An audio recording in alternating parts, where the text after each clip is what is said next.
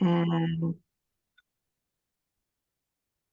okay, well, hopefully it'll just record it onto my computer. Hi, everybody. Sessions 6, right? Session 6. This is great. I'm glad to see so many people. No, I know a lot of people aren't here because it's so close to Christmas, but I'm really happy to do this today.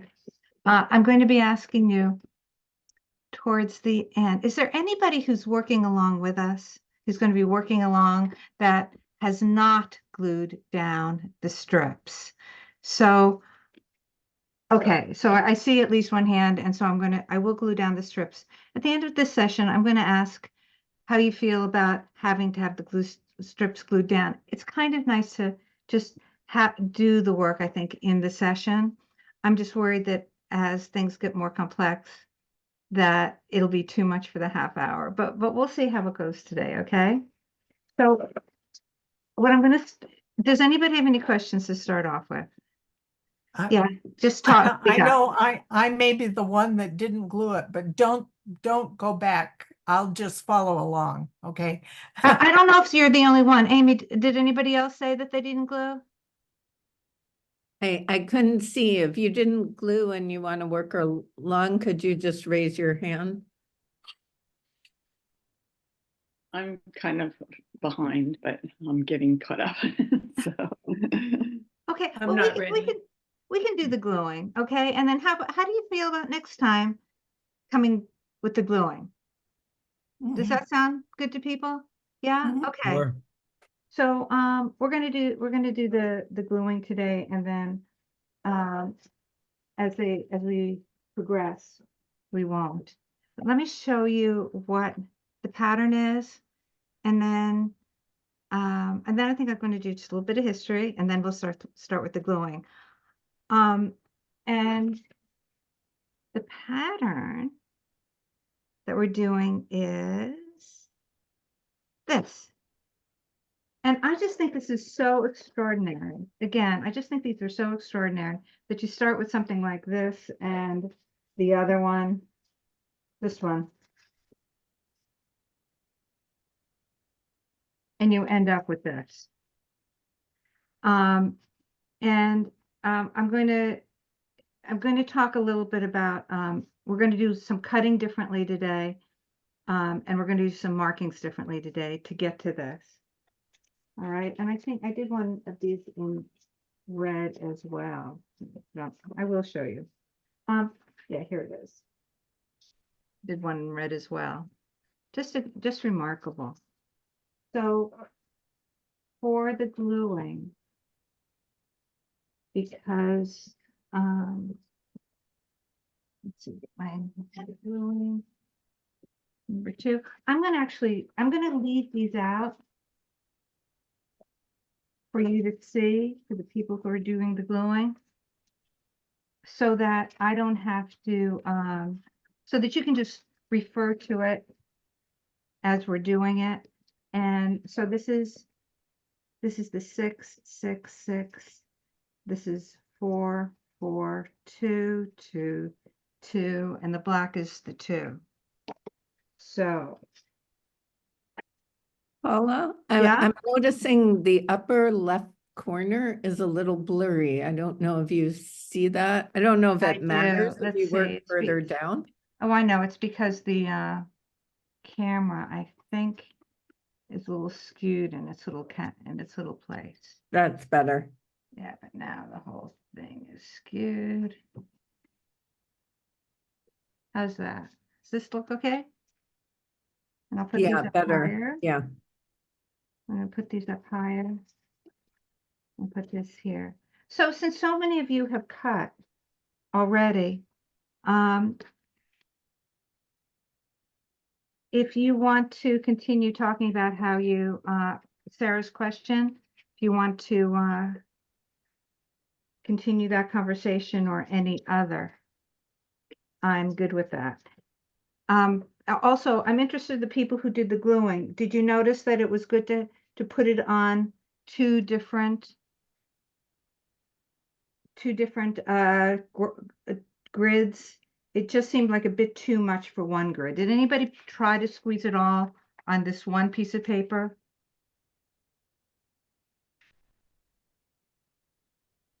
No, we're good students. We follow your directions, Paula. That's great. And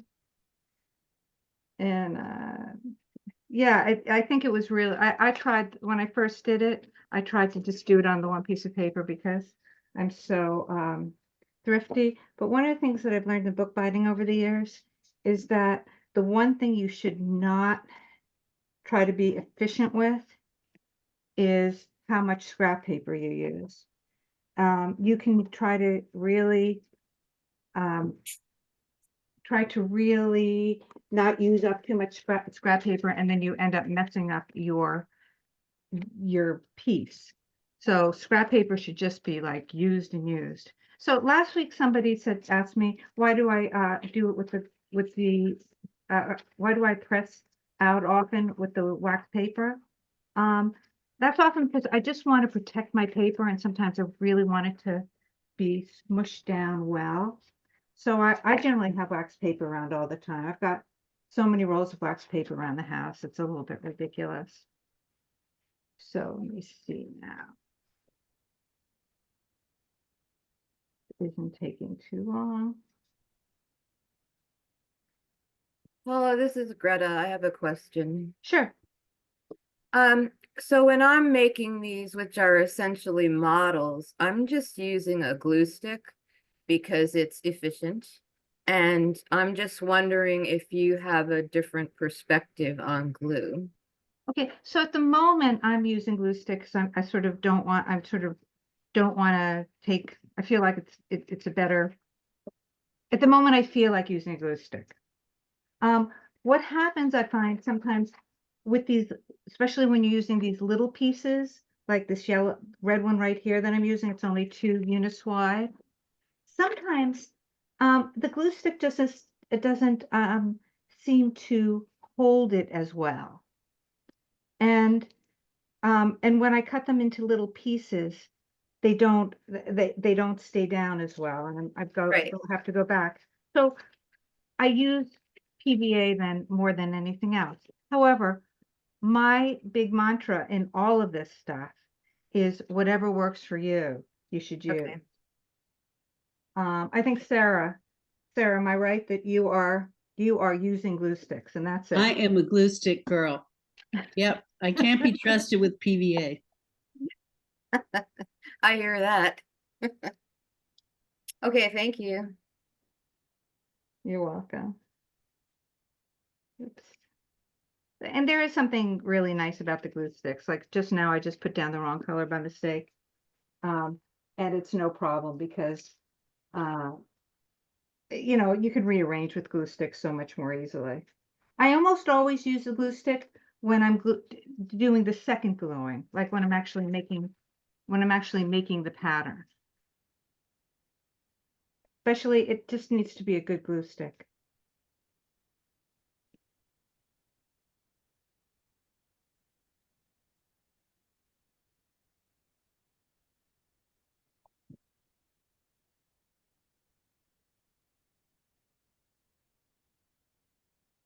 Paula, we can't see what you're gluing anymore. Well, I don't really need for you to see what I'm gluing, just because this okay. is what I want you to be gluing. Gotcha. Okay. And I sort of feel like if you see what I'm just doing, just because I've done this one, I want to do a different color combination.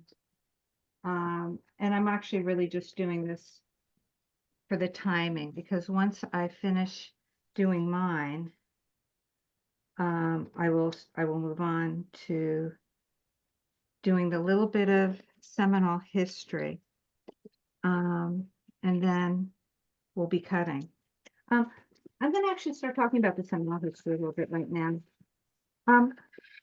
What I'm going to show you today is something called chickees. It's a way of it's the way the Seminoles built their housing when they lived in the Everglades. And the reason I'm showing this, the reason I think it's really actually very significant, is because, they were chased into the Everglades, basically.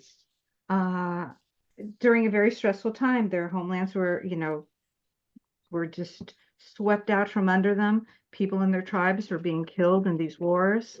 they were running scared, and they still had to like have a place for their families and their children, and they created this way of building something. And what I think is significant about this is that, again, this isn't something that evolved over this isn't something that evolved over centuries or decades. This is like something like we got kicked out on Friday and we need to find a new place to live by Monday, kind of thing. And they were up to it. I mean, these people were just amazing designers. And okay, I'm done with this. So I'm going to go to my slides page and show you their chickees. Let's see, share screen. Okay, you're going to have to give me back. I'm going to have to reclaim the hosting to share the screen. So I'm doing that. Share screen.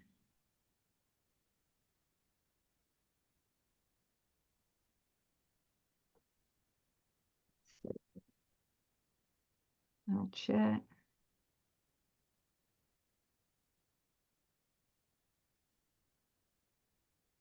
Okay,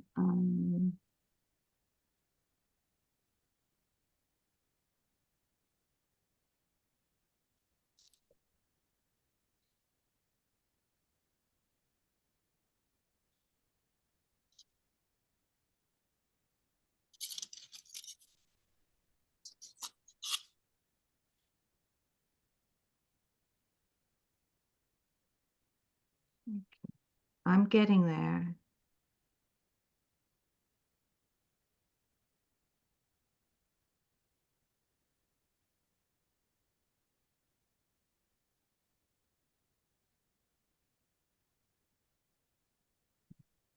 Full screen and share screen. Okay.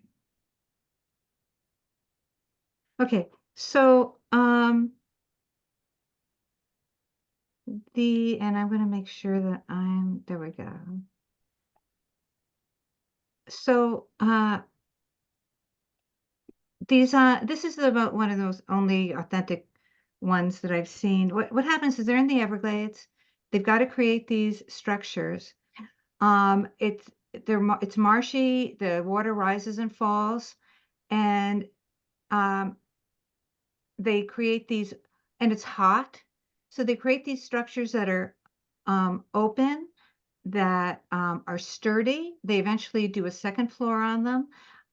Many of them are communal, like the cooking areas are communal.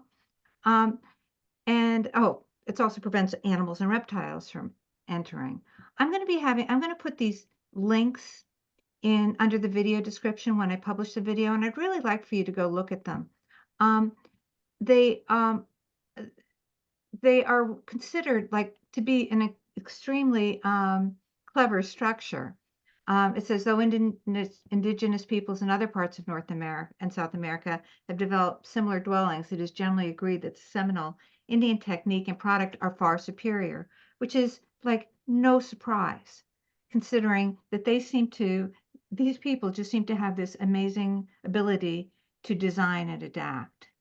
And that's what the patchwork is. That's what the alligator wrestling is. That's what so much of what they've done is they've figured out like really amazing ways of adapting. And the more I learn about them, the more impressed I am. So that's all I'm going to say about this today, because I want to really get to the cutting. So we're going to be making this. And you see these lines here, top and bottom, in certain places. What I've done here for that is, and I want to leave this on screen so you can refer to it. As a matter of fact, I'll bring this up a little higher. What I've done here is I've made a line on my paper. Like what I've done is here. This is the one that I just did. So if I put a line right across here, what I'll do before I start doing cutting my strips is I'm just going to cut it to include some of my grid behind it, which is not something that we've done so far. Okay. And what I'm not going to do this time is I'm not going to do that line. Remember, I start off most of these by cutting the line top and bottom, which is pretty optional actually for most of them. But for this one, I really don't want that there because I want to see this line here, this squiggle, because I'll be turning this upside down. You can see these are top and bottom. And why don't we cut, just to get started, why don't we cut 8 of these, and they're going to be 2 widths wide, each one of them. When we get to these are also going to be 2 widths wide. Yeah, these are also going to be 2 widths wide. So why don't we cut 8 of these to get started, and only 4 of these. Okay, is that clear with everybody?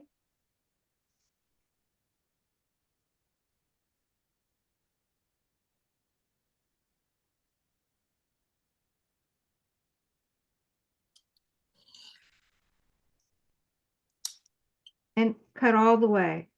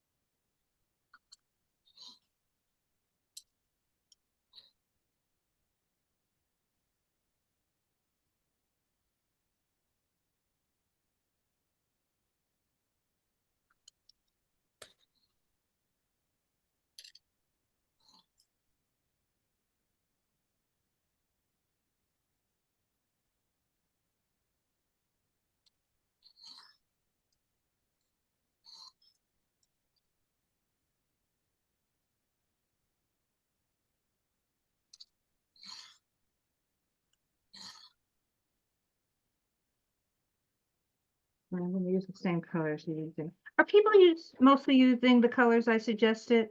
So why don't you just speak up, or are you using different colors? I'm just curious. So speak up. I'm using your color so I can follow you along. Yeah, I think that that's a good idea. And I'm going to move these others to the side. I probably shouldn't have started with those.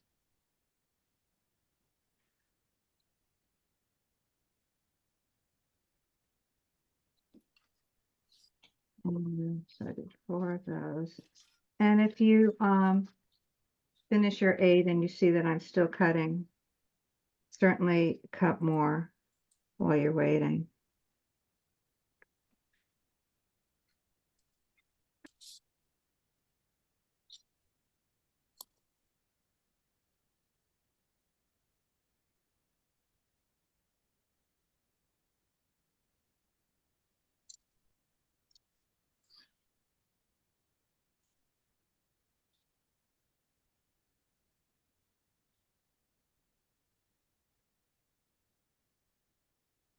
Paula, are we cutting both sheets?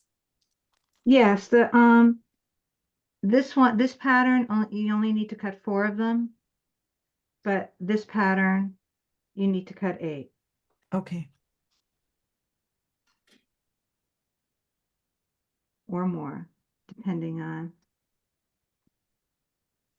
2, 3, 4, 5, 6, depending on how much time you're using. And by the way, after the Zoom cuts us off today, I'm going to come back on and just keep working until I finish mine. And if anybody wants to join me, come back to back on the Zoom, you're welcome to. And then I'm going to start getting back to cleaning my house for Christmas.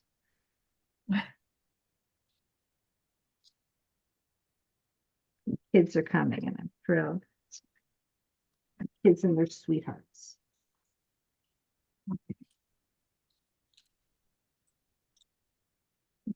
Keep that in.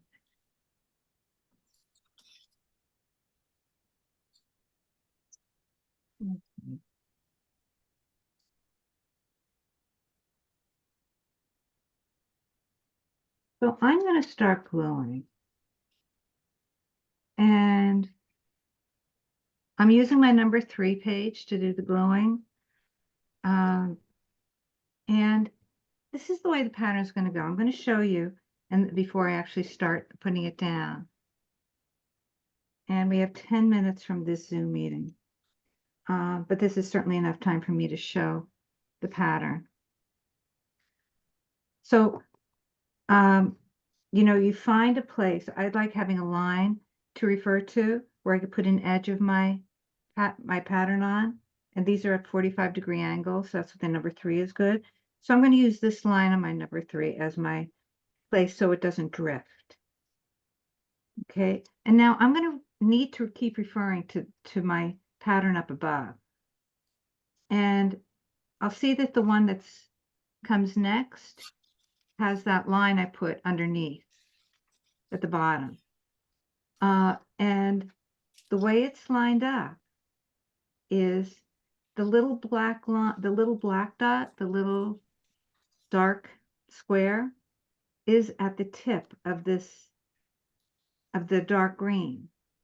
So it goes like that. Okay. Now, after this one that's at the bottom, I know that the next one, which is I'm using the same unit, it's going to go the other way. And I want to notice that the black squares are right next to each other. So when I line it up, I'll put them right next to each other. And you see how, and that's how the pattern grows. So the next one I'll use will be this one. And if you remember right in the beginning, I said the corner of this green right here ends up on that line. So right now I'm going to make sure I put it on that line to sort of make sure I don't have the drift. And is that clear to people? And then just continue in that way. And it ends up looking like this. How does that sound to people? You good with it? So remember, it's the part that this goes up and down. And you have to just be careful. So I'm gonna put this up higher. Just so that it's sort of off by itself. And I'm going to continue on with the one that I just did before. Because if you get confused, putting these down, I want you to be able to look back and see that this is the way the pattern goes. Sometimes it's easier when you're seeing fewer pieces.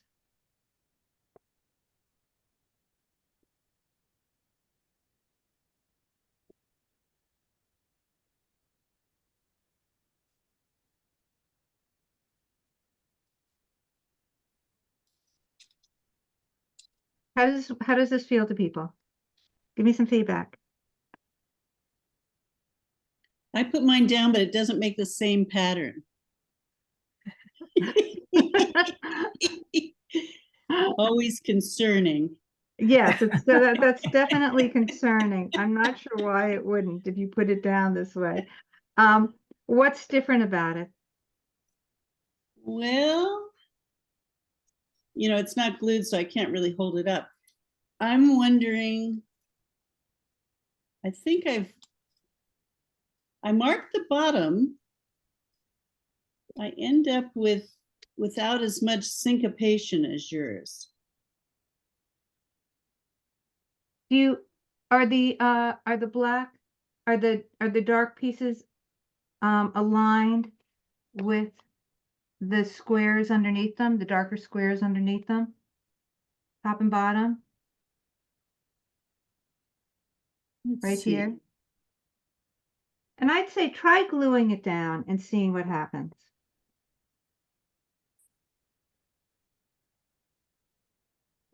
Although that might be dangerous, I understand. I don't want you to do anything dangerous.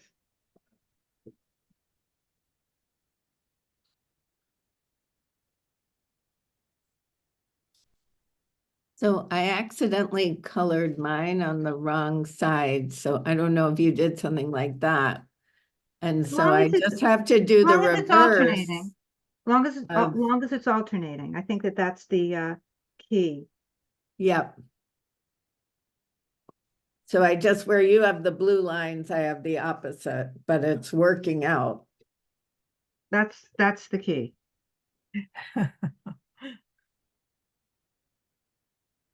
Oops.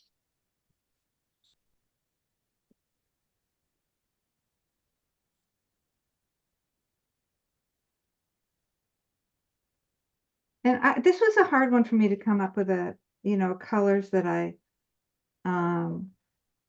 felt good about. So I kept trying different ones. I'm jealous of you guys. You get to play with them during the week. And I'm always just trying to come up with how to teach the next thing that I want to teach efficiently. Which we all appreciate. Good.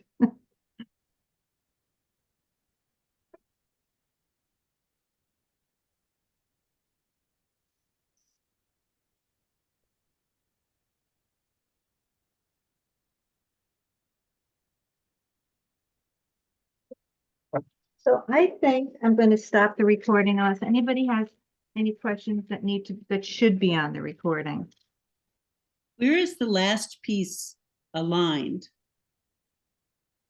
The Okay. Oh, top, that's an interesting question. Okay, so once you get like a bunch of them done, if you want to do that thing where you cut and make it a band, I'm looking at this, and my next piece that should go onto here would be this piece, would be the one with that has only 3 blocks of color, because you see you've got all these blocks, and then just 3 blocks, and that would go next. So when I'm doing this, what I have to do is make sure if I want to take this part and bring it over here, I can cut just about any place, I think. But what's important is that this piece ends with the 3 block, because that's what's going to go over here onto the side. Does that make sense to people? yeah, and the 3 block aligns the center dark one, I'm going the one to, before it. yeah, I'm going to actually do it. I'll cut mine.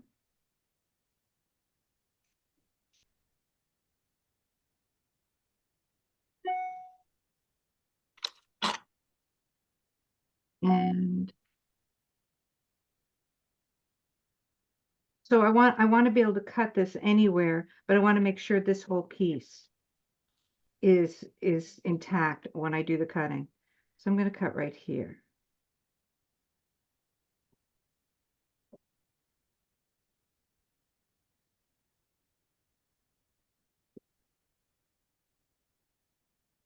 Now what I generally do is I'll cut this piece off as well.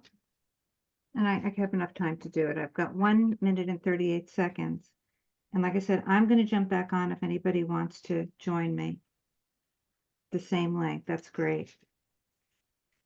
So what I would do is take this whole piece and